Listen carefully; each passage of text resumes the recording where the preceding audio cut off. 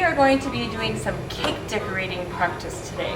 So you're going to be doing a practice bag. These are different than the actual fancy ones that you do that are kind of a cone shape. So these are easy because we can just throw them away and it's not a big deal. So you're going to need in your kitchen, you'll each have a bag. You'll have what's called a coupler and a ring band. I'll show you what goes with this. And then you're going to be practicing with these tips. A star tip, a writing tip, and a flower tip. So here we go. You will cut off a little corner of your bag. And then you will open it up and you will put the coupler part down in to match up that hole. Then you put on whichever tip you're going to start with. So I'm going to start with the writing tip. Okay. Then we're going to take the frosting that you've just made, and I kind of fold this bag kind of back on my hand a little bit, and I scoop a blob and a half. And then that gets put down into the bag. And then you kind of squeeze it down in there and you twist this so that the frosting comes out the tip of your frosting bag. So then, what you're going to do is you're going to take a piece of wax paper and you are going to practice 3 things. So you're going to write your name, you're going to create stars and some kind of border using this tip, and then some kind of border and flowers with this tip. So here we go. The way that you do this is you start with pressure and an angle. So you go, and then you press and stop, and if your paper starts rolling around on you, just get a little bit of water and it will stick to the counter.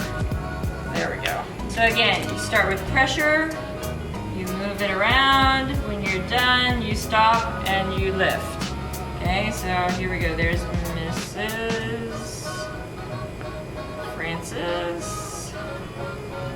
All right, so that's what you do. First thing is you're gonna take, you're gonna write your name. All right, once you finish your name, you can either, you've got a couple options. You can just pass this bag on to the next person, or you can take off the tip of the bag and put on a new tip.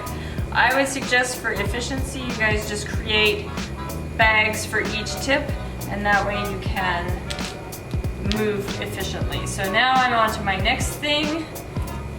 As I am grading these, I'll look and see, does it look like you have good skill? If you do, then I'm going to be designating whether or not you're going to be decorating on the NHS cakes and the academic lettering cakes, or if you're going to be what I call support staff, and that means that you're going to be making more frosting and helping clean the dishes.